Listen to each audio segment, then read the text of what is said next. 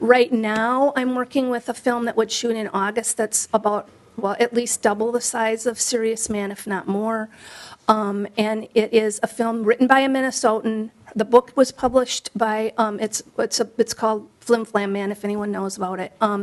Written by a Minnesotan, a woman currently working at NPR.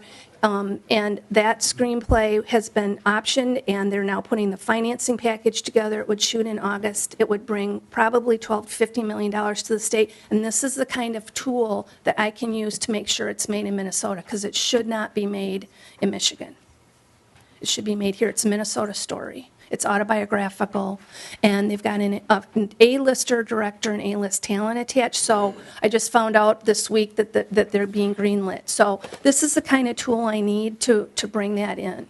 I remember about 3.5 years ago when A Serious Man was filmed here. The Cohen Brothers, obviously, treasures from Minnesota, from St. Louis Park, I might add, and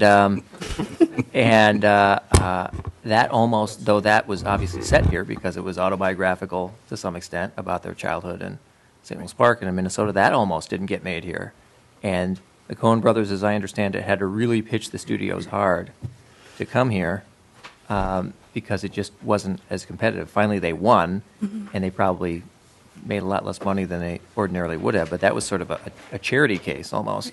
And the one thing I noticed when I was able, because one of the series of scenes was filmed not far from where I live, and I got to go over there first time I've ever been on a first and only time I've ever been on a movie set. It was fascinating. Is you see the economic effects, you see the catering trucks, you see the lighting equipment, you see the other vehicles that are leased locally by local companies. This huge operation that moves from place to place as the film gets made. It was fascinating to me, and those are real people and real vendors and real jobs, and that was really impressive to me.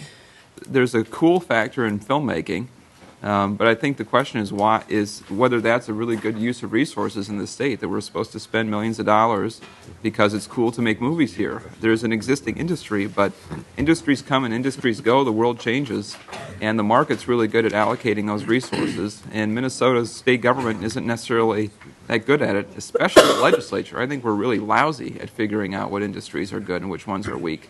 So, I mean, I appreciate your coming here. You've got a group of people to represent. I understand you're trying to be creative and save the industry. But from a policymaking standpoint, and certainly from a Republican standpoint, I can understand why people wouldn't decide that the market's good at allocating resources. Representative Winkler, if you're looking for consistency, please don't look at me.